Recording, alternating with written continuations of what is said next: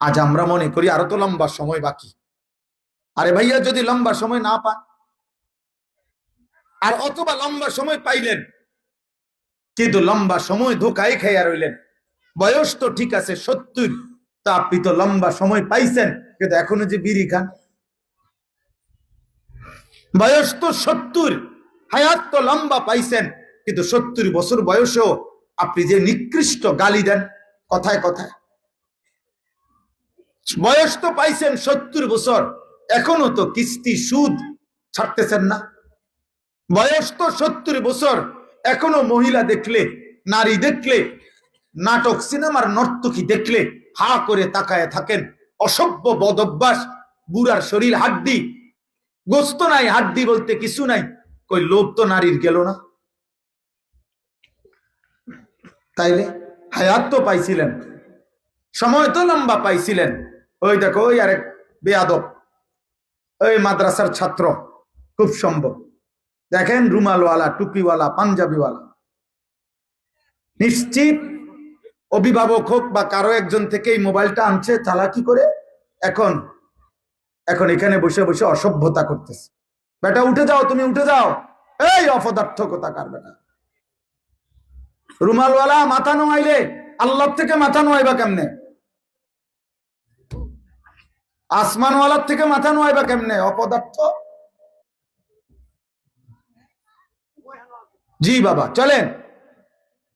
এই জন্য বললাম আল্লাহর দিকে ঝুঁকে পড়া আজই সুযোগ, আজই সুযোগ, আজই সুযোগ। বুজুর্গানে দিন বলছেন, কেউ হায়াত থাকতে 1 টাকা দান করা আর কারো মৃত্যুর পরে তার নামে 100 কোটি টাকা দান করা তার চাইতে উত্তম 1 টাকা। কারণ 1 টাকা আজ আমি জীবিত থাকতে আমার 1 টাকারও দরকার। আমি মরে গেলে আমার নামে দুনিয়াটা দিয়ে দিলে কি? আমি তো নাই, আমি তো নাই, বুঝেন নাই? এই জন্য জীবিত মানুষের দানের সওয়াব বেশি। আব্বা মরে গেছে, আব্বার নামে 30,000 দিছে, 30,000 কা 3 লাখ টাকা দেন, 3 লাখ টাকা দেন না, দেন দিছেন কা 30 লাখ টাকাই দেন না, অসুবিধা কি? ওনার তো আর বেল নাই, উনি তো মরে গেছে, ওনার তো আর খবর নেই, ওনার তো আর 1 টাকারও দরকার নেই। অহন দুনিয়া দিলেই কি? ওনারও যদি কবর থেকে সুযোগ দিত, কবর থেকে উনি যদি বলতে পারতো ওনার বংশধরকে যে কয় টাকা দান করবে, উনি বলবে গোটা দুনিয়াটা দিয়ে দে, গোটা দুনিয়া দিয়ে দে, কিন্তু লাভ তো হবে না, উনি তো বলতে পারবে না। وأنفقوا مما رزقناكم من قبل أن يأتي أحدكم الموت فيقول رب لولا أخرتني إلى أجل قريب فأصدق وأكن من الصالحين। আল্লাহ তাআলা বলে, এখানে মহিলারা কথা কয়, এই যে মা বোন, আপনারা কথা বললে চলে যান, সাবধান, একটা মহিলা কথা বলবেন না,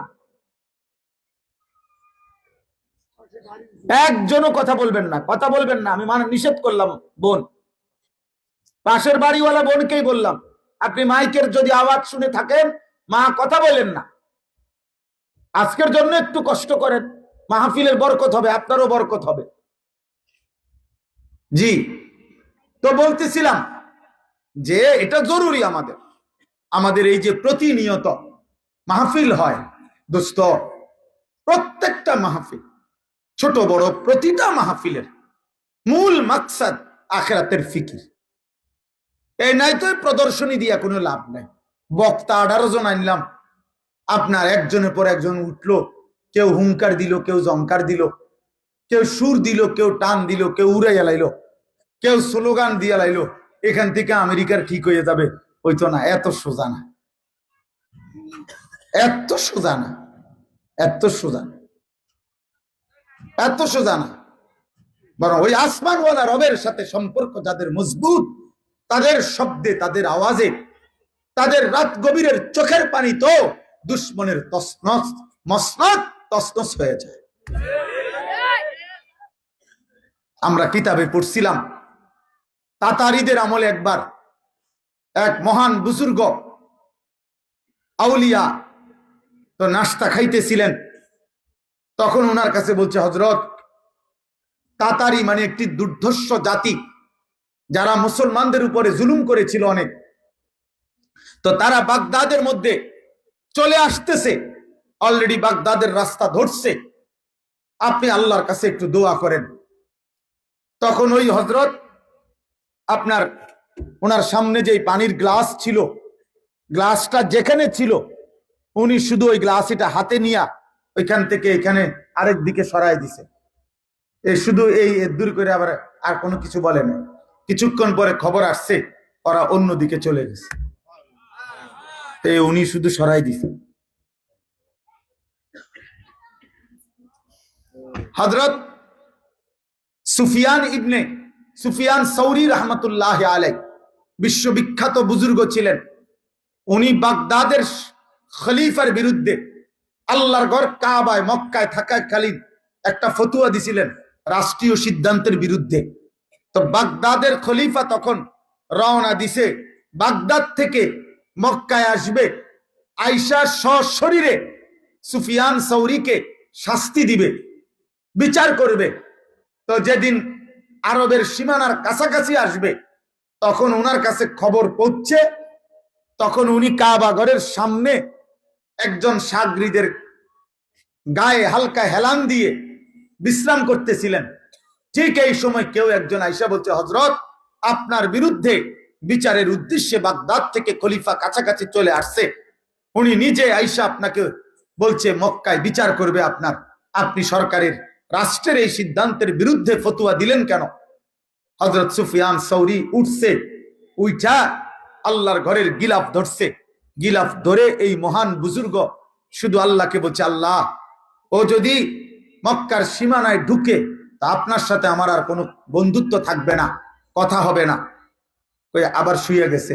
তো মক্কার সীমানার আগে থাকতেই সে ঘোড়ার পিঠ থেকে পড়ে মারা গেছে, আর ঢুকতে পারে না। আল্লাহকে বলে দিছে যে ও ভিতরে যেন না ঢুকে। হ্যাঁ হ্যাঁ, গাজী সালাউদ্দিন আইয়ুবী রহমতুল্লাহ আলাইহির জীবনীতে আছে, আমি নিজে পড়ছি। খ্রিস্টান বাহিনী, ক্রুসেড বাহিনী যুদ্ধ করার জন্য, তো তারা তো নদী পথে জাহাজে চলে আসছে কাছাকাছি। হঠাৎ এমন সময় যে প্রস্তুতি ওনার পূর্ণ হয় নাই, সারা রাত্র ভর চোখের পানি ফেলছে। আল্লাহর ঘর মসজিদে ফজরের ওয়াক্তে খবর আসছে খ্রিস্টান বাহিনীর জাহাজ ডুবে গেছে, আর পারে ভিড়তে পারে নাই। এই বারবার এটা ইতিহাস, বারবার মুসলমানের বিজয়, মুসলমানের সফলতা, মুসলমানের কামিয়াবি, মুসলমানের কৃতকার্যতা, মুসলমানের নিরাপত্তা সবকিছুই মহান আল্লাহ তাআলার সাথে সম্পৃক্ত। আল্লাহর কাছ থেকে নিতে হবে, আল্লাহর কাছ থেকে, আল্লাহর কাছ থেকে।